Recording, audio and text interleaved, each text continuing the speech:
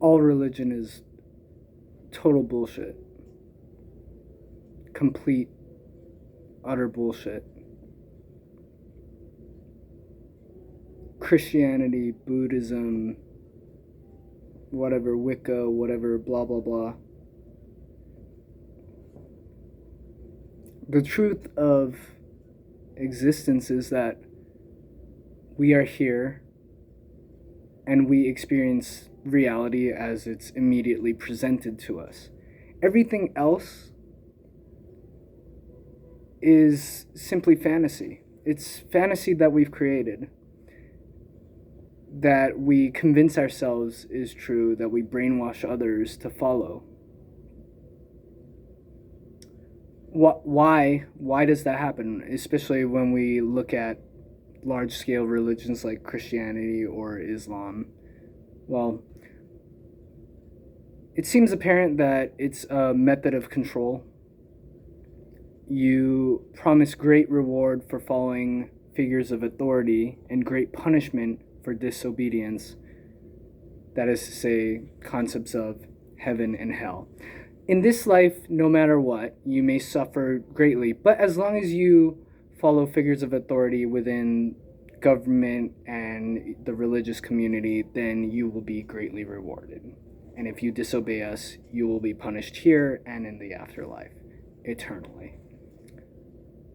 So what choice do people have when there are large-scale social mechanisms already in place?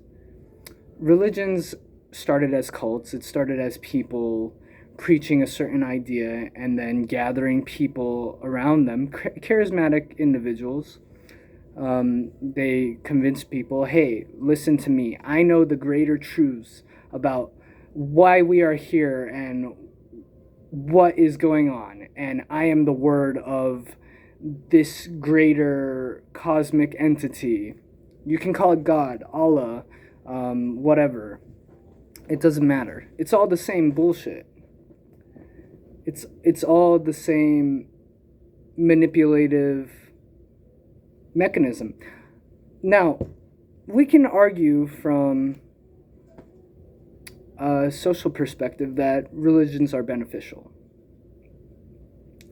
for this reason, that most people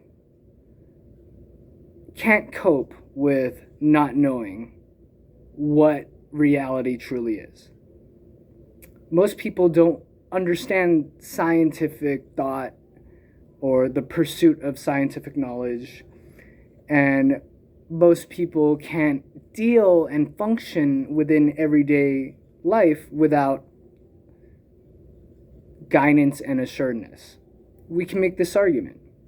In that case, we can say, like, okay, then religion addresses three very simple questions that are unanswerable, but when you start thinking about huge philosophical questions like this, it's you get caught in a circle, and it's hard to you get like an existential crisis, right? So it's, how did we get here, right? And yeah, we can look at it scientifically. Well, we got here like this, the sperm cell and the egg, and then even further back we can say like single-celled organisms, evolution, the Big Bang. But what created even that, the superparticle that made the Big Bang, and blah blah blah? Truth is, we have no idea, right? The nature of creation and reality is a mysterious thing. There's a blank space there. It's a void of knowledge. It's not darkness or blackness. It's literally, So what religion does is, well, there's this thing, this greater, and I'm going to use Christianity because I grew up in the Western world and Christianity is the dominant religion. So in Christianity, there's the God figure, right? And there's so many different versions. Christianity is just a blanket term for all these multiple sects and even individuals within certain communities. Every preacher, pastor has their own idea, and they try to interpret it and explain it, but they're all contradictory and kind of in agreement, and then blah blah blah. It's all, whatever. It doesn't really matter. They'll say like the Godhead, Trinity, blah blah blah, Holy Spirit, blah. It's all answering that one question. How did all this get here? Well, there's this guy, right? He kind of looks like figures of authority within our society, European descendant males. Except he's a very powerful looking version, very muscular, with a big beard, and yeah, he made everything. And if you read the Bible, he does whatever he wants. It's like he made everything, and then sometimes he's happy and loving, sometimes he's very mad, and he'll punish you. But you got to listen to him, and we know what we're talking about. So we're guiders of the community, and we're gonna tell you how to live and what to do. And then there's the whole Jesus concept to try to make it, because here's the thing about the God figure in the Old Testament. There was no lovingness there. It was very harsh and blah blah blah, like the flood, Noah and the flood wiping out the whole world. The Jesus metaphor is interesting. Why would that come about? Why would we create that metaphor? Or why would religion develop that? My idea is that we needed to stop being so savage. Old Testament times were harsh. People murdered and raped and had lots of wives and stuff, and it was time to make a more peaceful society. So this analogy that God is more relatable, and then preaches an idea of being more peaceful. As well as we can look in historical terms, and it was a way of protesting the Roman Empire at the time, blah blah blah. I am not a Christian historian. I have read the Bible, but it's not important to what I'm talking about now. Circling back, it answers, how did things come about? Religion in general. How did things come about? There's so many creation myths. Every spiritual idea has creation myths. And like I said, we don't know. Things just are. And I believe that to try to relate it to the human experience degrades the concept of creation. To try to say, how do things come about? Well, things have always been here, even in a scientific sense. You look at everything around you in the world, the materials that comprise things, they move around. Everything is alive constantly. I have been eternal. Everything I am made of has been eternal. What we think of as creation is just forming. The raw nature of the universe, or multiverse, existence, whatever, forms, shapes, interacts. But it simply is. That might not make sense, but that's my answer. God, whatever, these concepts, these fantasies, these mythologies, it degrades what is simple and pure. How did we get here? Well, we are. That's how we got here. I do like when Moses meets a manifestation of God in the Bible as the burning bush, and he asks, like, what are you? And God answers, like, I am. That's a beautiful sentiment, and it shows the creativity of the people who wrote the Bible, because the Bible was a bunch of different writers coming in through a long period of time, and it's been edited and blah blah blah and mixed and matched, and it's a beautifully eclectic historical text, and as a work of art, it's phenomenal. It's so interesting from a historical perspective, and a vast majority of it is dense, outdated language that's very boring, and the metaphors and ideas in it are super obsolete. But you can appreciate that there's a great artistic beauty in it, And that is one of my favorite moments in the Bible. Who are you? I am. And that's the answer. That's the answer to everything. I am. I think, therefore I am. Not even that. You don't even have to think. You just are. So that's one of the three questions, right? How did everything get here? Religion answers that. Then the second one is, well, why? Why are we here? And religion answers that for people too. Purpose, right? We want to know our function. Where do we fit into the great machine of life and society? What kind of cog am I? Am I broken? Do I need fixing and whatever? Religion tells people, well, you got to be like this and that and blah blah blah. It puts a lot of people where they feel they belong, and that's important. A lot of people need that. I want to make it clear that me talking about religion, hey, you can believe whatever you want. I'm talking about what I believe. If you don't agree with me, fine, you don't have to. This is for people who are interested in hearing my ideas. If you're not interested, you can disagree with me and then go do whatever you want. I don't care. I'm just saying what I believe and rationalizing it in a way where hopefully people can understand and take something away from it. Now, my main argument against finding your functionality through religion is that it's deception. It's living through fantasy and brainwashing yourself and then others in your vicinity that these mythologies are true. Whereas if we take a realistic perspective on life, like I said, we are. That's existence. We simply are. And yes, we can continue through scientific observation and experimentation and building theories on what reality presents to us. How did we get here? What things really are, we observe by what's testable through the scientific method. That's the most logical method. That's the one that makes sense. That's the one that takes what's real instead of saying, well, I'm going to believe these traditions passed down through fantasy and mythology, and it's not testable, it's not measurable, it's not observable, so it's not in reality in any sense except as something that someone told.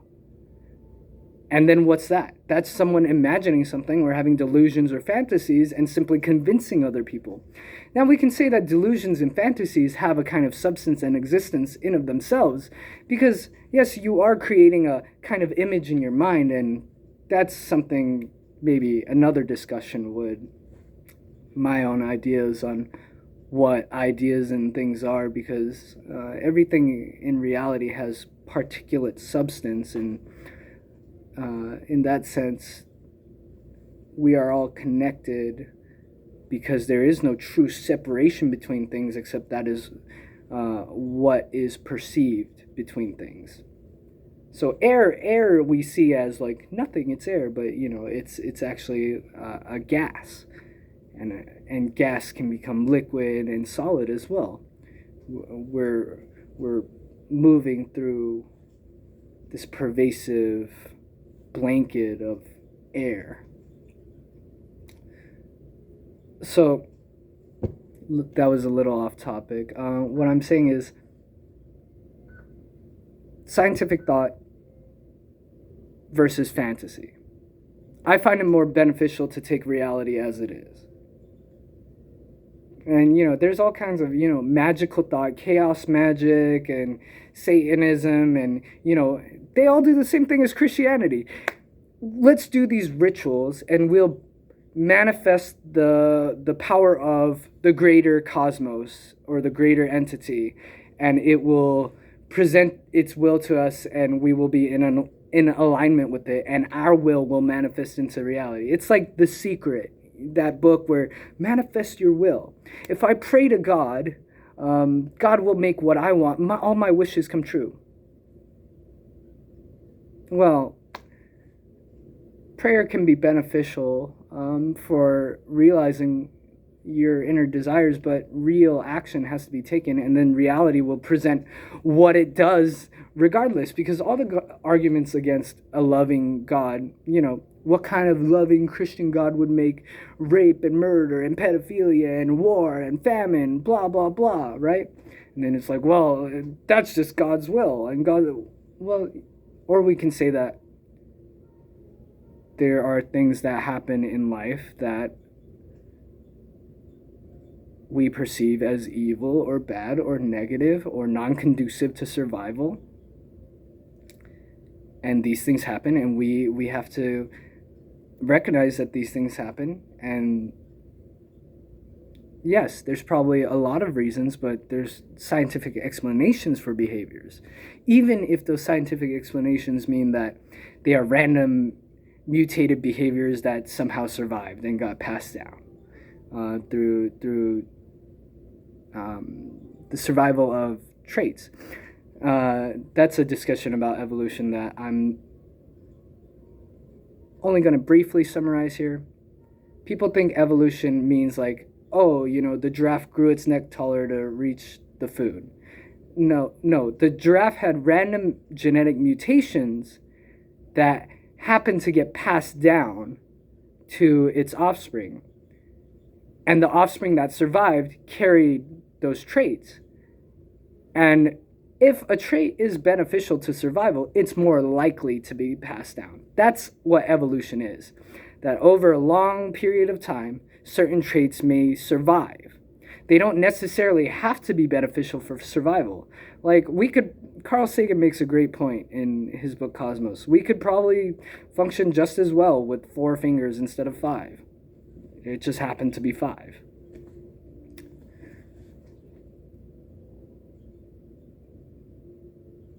So it's important, I feel, to say, look, we need to find the real answers to things. We gotta stop saying, like, it's because Big Man in the Sky says that's correct, and Preacher over here told me that, so Preacher is correct.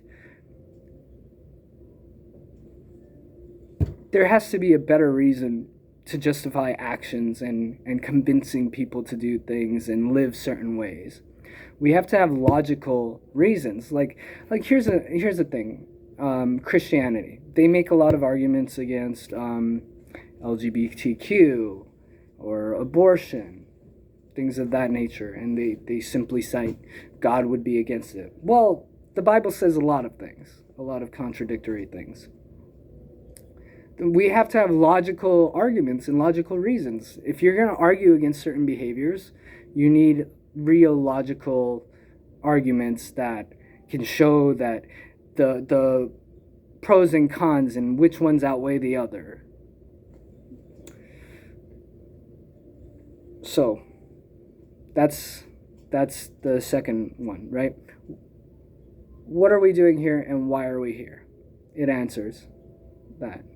And then third one is, where do we go? Where do we go when we die? What happens to us? What happens to our consciousness and our sense of self? And I don't remember what happened before. Who was I before I was born? Where was I? My idea is that's, like I said, we're eternal already. Right now, I'm in a present form. But throughout my life, I've forgotten a lot of my life. And I'm talking about my life as when I was born, now as me, Timmy Hayes, a human. And it's strange how we go through certain metamorphoses during our lifespans. We take on different identities and characteristics. I'm not the same person I was a few months ago. In personality and even appearance, but throughout my entire life I have been me. Now, in a larger sense, we can say that that's the way it's always been. If you don't consciously remember what we were in the before life, the way I see it most likely is because Either we have a actual block where it's to immerse ourselves more in the experience of being human, that we would be unable to be utterly human and function as individuals if we were fully aware that we were connected to the eternity of existence and time. And then why am I somewhat aware of it versus other people? But we can say that other people are aware of it too. Like in Christianity, we're all part of God, right? So we can say that religion answers those things in a metaphor that's easily relatable to our current experience. So it takes what is immediately in front of people and what they have had tactile experiences with, and say that's what you're gonna have. Ouch, fire, hot.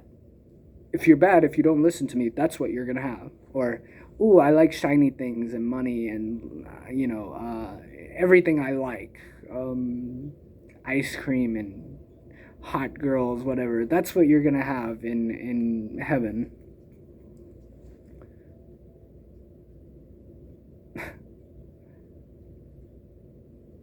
I'm not gonna get into like Buddhism and all those things. There's all kinds of different philosophies, and I find those interesting as well, like Buddhism, reincarnation, or Hinduism, and Jainism, things like that. Accumulating karma and how it affects your previous or future life, and also taking Hinduism and the caste system and things like that, how they affect the social mechanisms of the world. I suppose, why am I making this video? I'm making this because I am outside of these systems. I'm within them, but I move freely within them. And I suppose that's what my YouTube channel is. It's taking pieces of myself and I'm putting them out there. That's my function in this life. I'm a node in a greater modular nerve system, right? In the human body viewed as a collective whole, I could be seen as a brain cell, and I'm sending out certain signals, right? So whoever's meant to see this will see this. Whether they take positive or negative from it, it doesn't matter to me right now, but I'm sure it matters in a sense.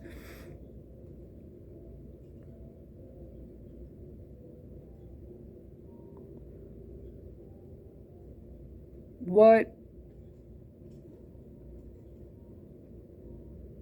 is the purpose of saying that religion is bullshit?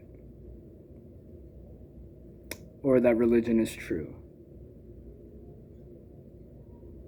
Well, that brings us back. It simply is. I cannot explain the nature of myself in my life. I have been thrust into the perception of being human. As far as I know, I didn't create it myself. I didn't ask for it. And this goes for all of us. We simply come into being, and then we are bombarded with the experiences, as well as we're already pre-programmed with innate instinct and behavior. So we come in and it's like we start behaving, and our experiences are like ripples in a lake where a hand is moving gently through. We carve out our path within this mirage of oil slick shimmers, and it emanates who we are to other people with their hand in the water. overall, it's a wondrous and a beautiful thing to ponder the nature of reality and existence. And though I view religion as fantasies, we can, there's all kinds of, what about multiverse theory? And what about the nature of reality itself anyway? Is anything real? Can anything be real? So we can say, like, maybe these things did happen. Maybe in an alternate reality, this religion is true, or that one. Like, uh, then that's the nature of reality as it would be observable and understandable. If a deity, Jesus, God, whatever, Allah, Ganesh, suddenly materialized in front of me, well, first off, I would question my sanity, because as far as I know, these kind of things don't happen. So I would question my sanity, and I'd wonder if I'd fallen into a deep psychotic episode or something. But let's say that really reality, testable, measurable, it happened. I see this deity, other people see it, and it stays, and we can test it, and it's this great creative thing. Well, even if there's always that question. Even if there is this sun and deity that comes and displays this great power to create planets and universes, it's like, well, what made you, right? That's what created God? And then the answer is, well, He is, I am. It's always been there, eternal, and no beginning, no end. Well, get rid of the word God and all of its emotional connotations and what people say they think God is, right? At the basis of that idea, that therein lies the truth. It's eternity. It's infinite. It's this void, because infinity is true nothingness. It's emptiness, and that's also true creation. For when you have the void, what springs out of the void is everything we see and feel and hear around us. And that's a beautiful thing. Life is a great mystery, and we are intrepid explorers within life. We are pure magic. Everything is magic in the purest sense. We are intertwined and interwoven within this great fabric of love and hate and good and evil. And it's such a grandiose and exciting adventure to be alive and be human, and it's wondrous and amazing. So overall, I hope, my personal hope, is that someone maybe they're interested in my work, or maybe they had religious questions and doubts, and my hope is that they would see this, and it would expand their perception on things, where you don't necessarily take everything that someone has been telling you is true as truth, because truth itself is a mystery, and to blindly accept what someone tells you is boring. It's boring. It's not fun. It's like, oh, you're a zombie. You're a brainwashed zombie. Why do it? Go and have adventures and experience life and blow your mind. Thank you for listening. I'm Timmy Hayes, and peace out.